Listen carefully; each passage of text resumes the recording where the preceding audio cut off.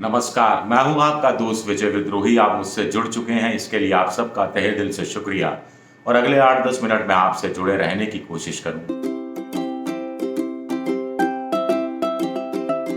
तो बिहार के मुख्यमंत्री नीतीश कुमार ने आरक्षण का दायरा बढ़ाकर 65% जो कर दिया है, उससे बीजेपी सांसद में है, पार्टी का आला कमान प्रधानमंत्री नरेंद्र मोदी से लेकर अमित शाह सब सांसद में है, सब हैरत में है। लेकिन इससे संघ को भी एक बड़ा झटका लगा है। संघ इसका तोड़ निकालने में लगा हुआ है।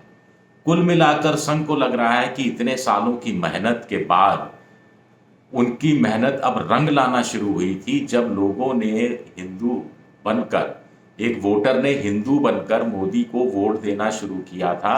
और ये आदत धीरे धीरे पड़ने वाली थी कि नीतीश कुमार ने एक झटके से हिंदू वोटर को जाति और उसकी व्यक्तिगत पहचान से जोड़ दिया है, उससे मिला दिया है।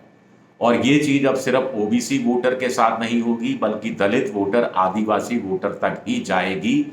ये चिंता ज्यादा संघ को सता रही है। तो संघ इसके लिए क्या कर रहा है, इसके बारे में मैं बताऊंगा। लेकिन बड़ी बात है कि नीतीश कुमार ने ये जो दांव खेला है आरक्षण का, उससे 3-4-5 चीजें अपने पक्ष में कर ली हैं। एक, अब उनकी भूमिका एक तरह से ओबीसी राजनीति करने वाले नेताओं में मसीहा जैसी हो गई है। इंडिया ब्लॉक जो पॉलिटिकल फ्रंट है, उसमें उनकी पूछ पड़ गई है। ये फैसला राजस्थान, छत्तीसगढ़, मध्य प्रदेश, तेलंगाना के विधानसभा चुनाव के ठीक पहले लिया गया है, जिससे कुल मिलाकर कांग्रेस को परोक्ष रूप से फायदा हो सकता है। नीतीश कुमार की इंडिया फ्रंट के अंदर भूमिका, उनकी तरजीह और बढ़ सकती है। और ओबीसी वोटर में एक जोश आएगा कि 10% अकेले बिहार में बढ़ गया। ऐसे अन्य राज्यों में भी इसी तरह का अगर जाति सर्वे होता है, या केंद्र सरकार केंद्र के स्तर पर जाति सर्वे कराती है, तो उससे उनका कितना वोट परसेंटेज केंद्र की नौकरियों में बढ़ जाएगा। आदिवासियों का 4%, 2% बढ़ गया, दलितों का 4% बिहार में बढ़ गया, तो उनकी जो उम्मीदें हैं, जो उनके सपने हैं, वो भी पर लगेंगे उनको। और उनको लगेगा कि 2024 में अगर इंडिया यानी कांग्रेस वाली सरकार, कांग्रेस, नीतीश कुमार, डीएमके, ममता बनर्जी वाली सरकार आती है, तो वो तो ये जाति सर्वे करा ही लेगी, जैसा कि वो वादा कर रहे हैं, दावा कर रहे हैं, और बिहार में कर दिखाया है। तो क्या ऐसे बड़े वोट बैंक का शिफ्ट होना क्या एक संभावना नजर आ रही है? क्या इससे मोदी जी घबराए हुए हैं, अमित शाह घबराए हुए हैं? जो अमित शाह ने बीच में अपनी तरफ से इस तरह के बयान भी दिए कि हम भी इसके खिलाफ नहीं हैं, लेकिन बिहार में मुसलमानों की संख्या बढ़ा दी गई और यादवों की संख्या बढ़ा दी गई, वो फिर एक तरह से खाई पैदा करने की कोशिश है। और मोदी जी को तेलंगाना में कहना पड़ा कि अगर विधानसभा चुनाव जीते तो ओबीसी मुख्यमंत्री बनेगा। तो उससे ज़्यादा संघ घबराया हुआ है, संघ परेशान है। अब संघ ने सामाजिक समरसता कार्यक्रम हिंदुस्तान भर में शुरू करने का फैसला किया है। एक कुआं, एक गांव में एक कुआं, एक शमशान वाली जो उनकी पहले अभियान चल रहा है, उस पर जोर दिया जाएगा। साथ ही साथ कुल मिलाकर ये जो अखिल भारतीय कार्यकारी मंडल की बैठक हुई भुज में, गुजरात में, उस पर दत्तात्रेय होसबोले और दूसरे नेता शामिल हुए थे संघ के।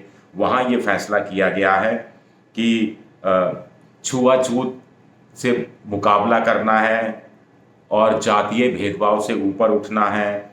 एक सोसाइटी, एक राष्ट्र, और मैसेज ये देना है कि जन्म से जो कोई जो जहाँ जन्म लेता है उसके आधार पर, जाति के आधार पर, नस्ल के आधार पर, रंग के आधार पर, जेंडर के आधार पर, लिंग के आधार पर कोई भेदभाव नहीं होना चाहिए।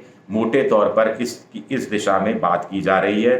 13,000 गांव में संघ ने बहुत सारे केस भी इस तरह के स्टडी किए हैं, जिसमें मंदिरों में दलितों को नहीं जाने दिया जाए, या फिर दलितों के लिए अलग कुआं हो, या फिर दलितों और दूसरी जातियों के लिए अलग शमशान हो, और जो स्वर्ण जातियां हैं उनके लिए अलग शमशान हो। ये बात कही जा रही है। तो संघ का कहना है कि देश भर में वो इस तरह का अभियान चलाने के मूड में है, जिसमें 95,000 संघ की शाखाएं हैं।